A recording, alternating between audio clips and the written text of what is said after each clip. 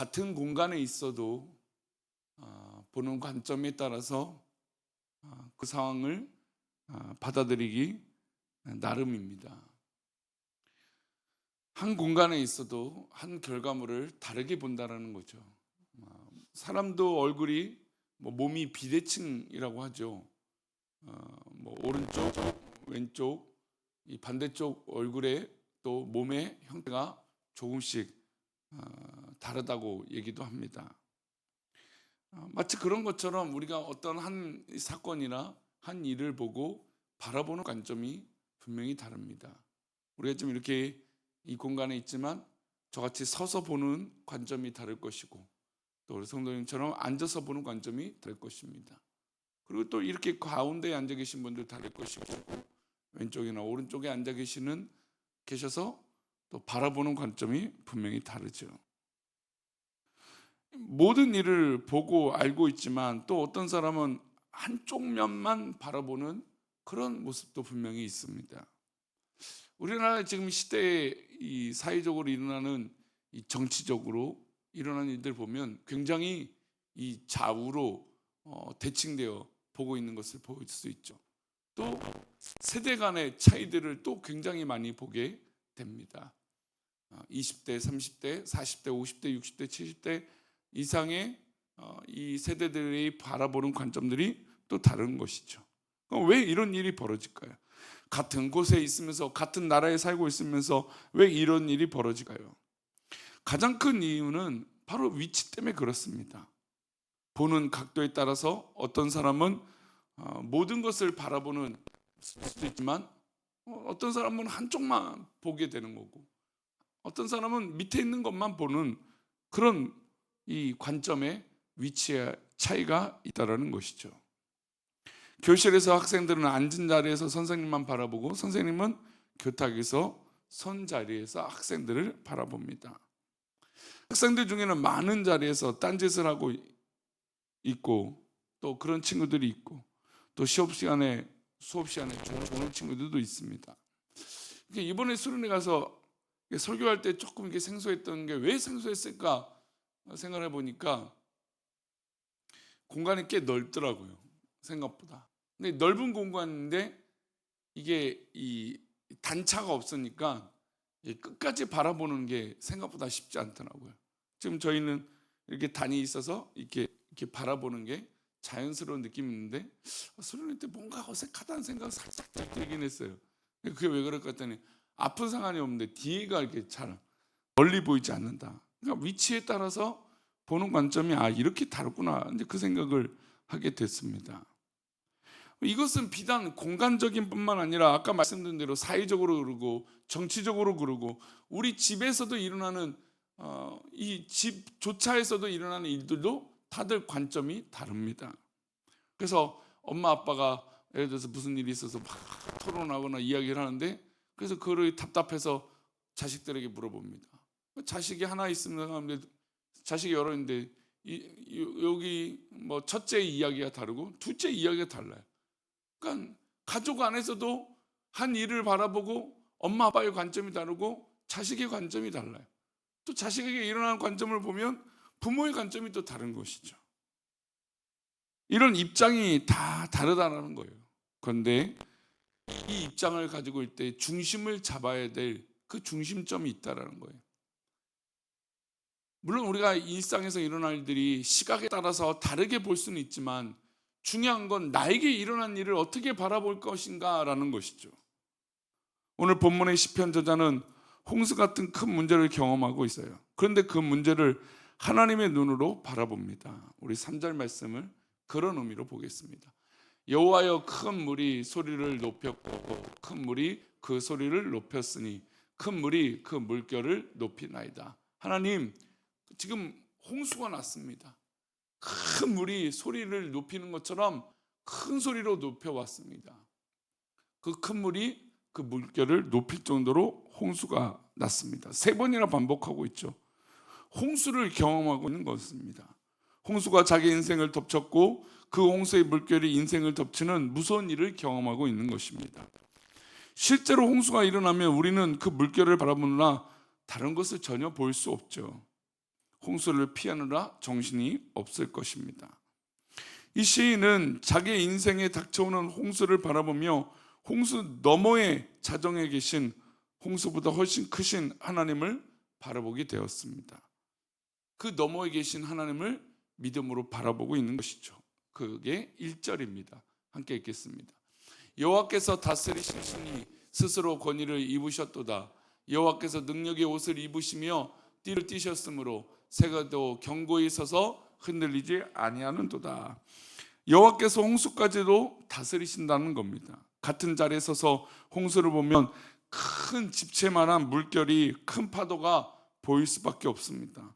그러나 다른 시각으로 보면 홍수를 바라보니 하나님이 계시는 것을 볼 수 있었다는 것이죠. 하나님이 홍수 뒤편에 계시고 하나님이 이 홍수를 일으키신 것입니다. 그것을 잡고 계시죠.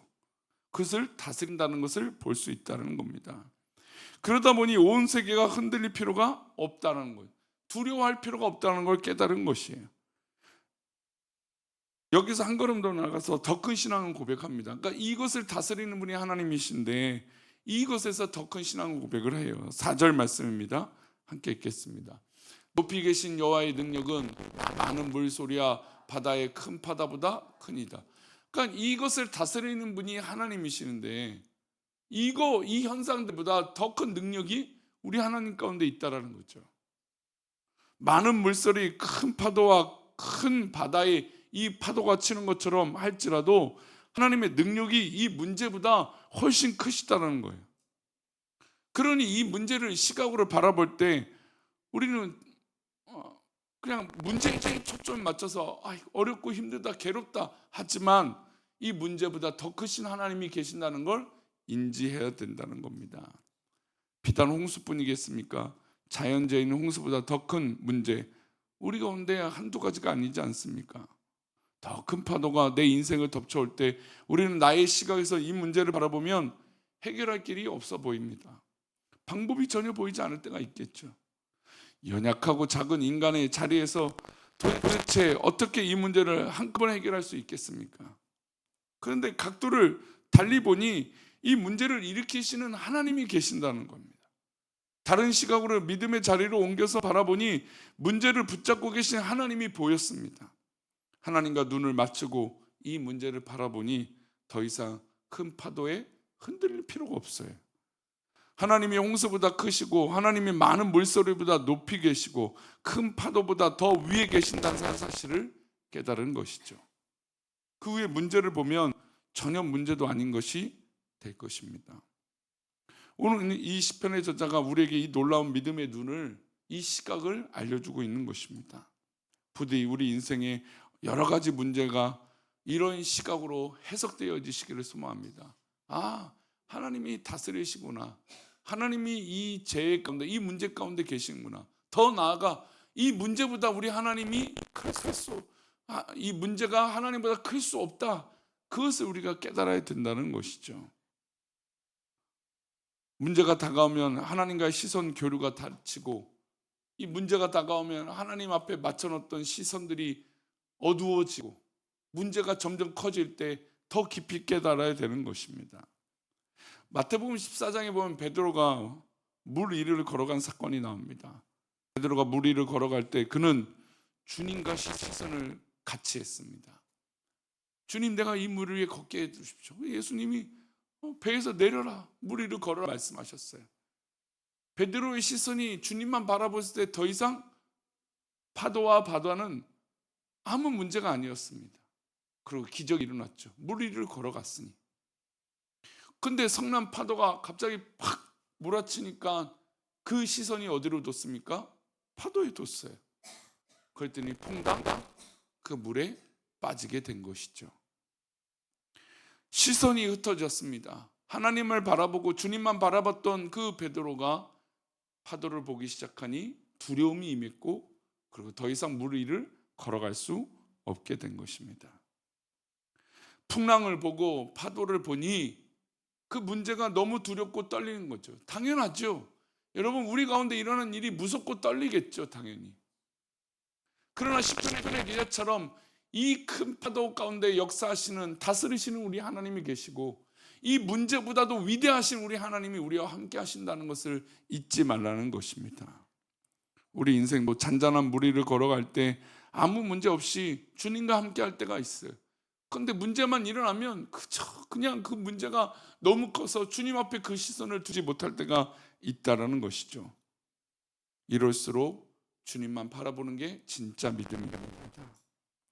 이럴수록 주님과 함께하는 것이 큰 믿음이에요. 부디 오늘 우리가 이런 큰 믿음, 진짜 믿음이 있기를 소망합니다. 그것이 바로 주님과 시선을 같이 하는 거예요. 그리고 우리의 시선을 주님께 고정해 두는 것이죠. 우리가 매번 은혜를 받으면 어떻게 해야 될까요? 더 조심해야 됩니다. 교회에 좋은 일이 있으면 더 조심해야 돼요. 왜 그럴까요? 더 큰 파도가 우리를 위협할 거니까. 근데 우리는 더 이상 그 파도에 휩쓸릴 필요가 조금도 없어요. 왜요? 그 문제와 그 파도 너머에 계신 우리 하나님이 계시기 때문에 그렇죠. 지금은 이 파도가 너무 커서 어찌할 수 없을 것 같은 두려움이 있고 걱정이 있지만, 그러나 하나님께서 더 큰 위로와 힘을 우리에게 부어주실 거예요. 우리 교회 역사만 봐도 그렇지 않습니까? 성남 파도가 쳤을 때 우리가 거기서 멈췄더라면, 두려워했다면 지금의 은혜가 없을 것입니다. 저도 부임하고 나서 여러 가지 우여곡절들을 경험했어요. 그때마다 이 일을 어떻게 할까? 이 문제를 어떻게 할까? 제 능력으로, 제 힘으로 아무리 이야기하고 아무리 풀어가도 안 돼요. 여러분, 우리가 문제가 있을 때 우리 힘으로 막 발버둥치고 해결을 보려고 하잖아요. 될까요? 안 되더라고요. 근데 하나님 앞에 기도하고 믿음의 눈을 들고 나면 더 이상 그 문제가 문제로 여겨지지 않아요. 왜 그럴까요? 분명히 똑같은 일이 있고 문제가 있었는데, 그런데 하나님의 은혜로 그 일들을 견뎌내니까 더 이상 그 문제가 더 집중되지 않아요. 그리고 하나님 주신 은혜가 더 크다는 걸 시간이 지나면 또 알게 돼요. 그러니 어떻게 될까요? 우리 입에서 감사가 나오는 것이죠. 그래서 우리 교회가 참 감사한 거예요. 이런 우여곡절과 어려운 일이 있어도 하나님 인도하시는 것이구나. 내가 어렵고 힘들어도 하나님과 그 시선을 딱 두고 있었더니 결국 하나님께서 더 크고 더 좋은 것을 예비해 두고 계시는 것이구나. 우리 입술 가운데 감사의 고백이 나올 수밖에 없구나. 왜요? 이 문제보다, 이 어려움보다 더 크신 하나님의 계획과 은혜가 있기 때문인 그렇죠. 하나님을 의지하시고 우리 인생에 일어나는 모든 문제를 걱정 없이 풀어가시는 믿음의 백성들 되시기를 축원합니다. 기도하겠습니다. 하나님, 우리 가운데 실제로 큰 파도가 몰아치고 큰 물결이 우리 가운데 있을 때가 있습니다.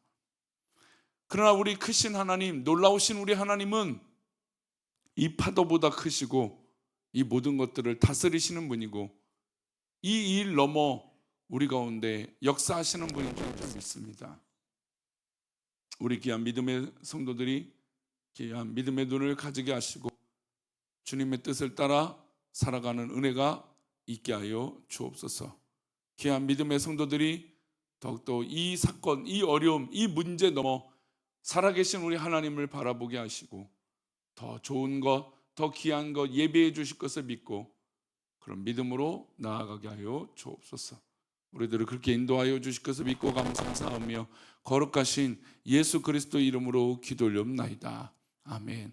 하늘에 계신 우리 아버지여, 이름이 거룩히 여김을